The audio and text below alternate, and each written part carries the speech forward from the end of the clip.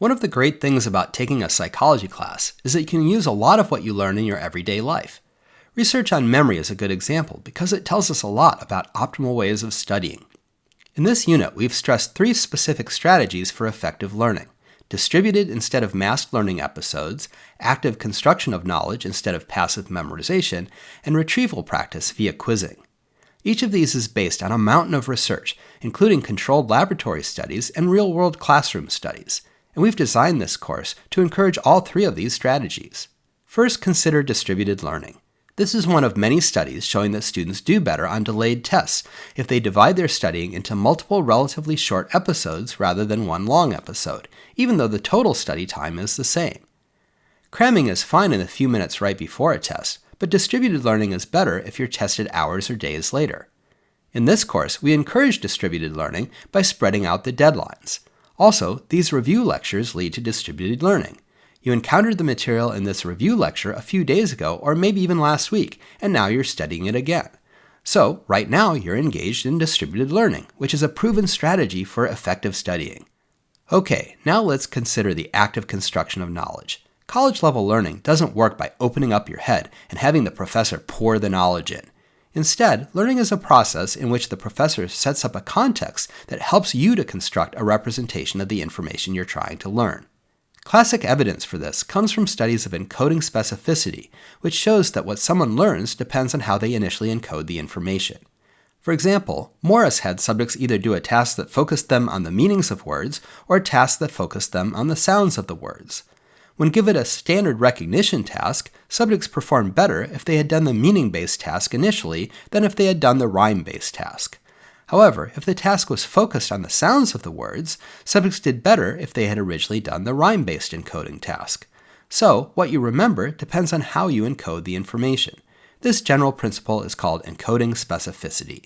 Most exams focus on the meanings of the words and concepts you've studied, not what they sound or look like. So, in most cases, you should study in a way that focuses you on what the information means. A particularly bad way to study, in most cases, is to just recopy your notes. That focuses you on what the information looks like, not what it means.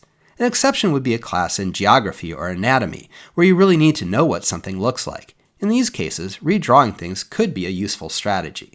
Okay, now let's talk about the conceptual network and relational encoding. Your knowledge is not stored as a list of disconnected ideas. Instead, each concept is linked to other concepts with relational links, like a bear is a mammal and a bear has fur. When you're asked to retrieve something from memory, your memory search processes use these links to find the information.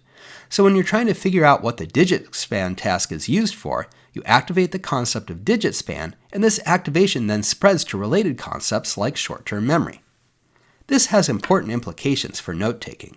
If you just write down a list of disconnected concepts, this won't help you retrieve one concept by activating related concepts. However, if your notes emphasize the relationships among the concepts, you'll understand the material better, and you'll be better able to retrieve the information when you're taking an exam. So, you should focus your studying on meanings, relationships, and underlying principles.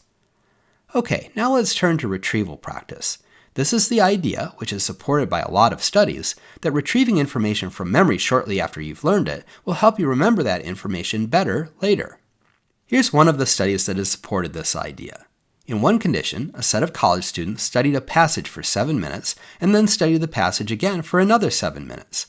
In another condition, they studied the passage for 7 minutes and then spent 7 minutes writing down everything they could remember about it. The subjects were then tested 5 minutes later, 2 days later, or 1 week later. The subjects did a lot better in the 2-day and 1-week tests if they had spent half of the original 14-minute period trying to recall the information than if they had spent the whole 14 minutes studying. This is why we have you do so much quizzing in this class. It really helps you remember the material during the exams. It can double the number of students who get A's. Most classes don't have this much built-in quizzing, but you can quiz yourself by using the practice tests that are at the end of the chapter in most textbooks.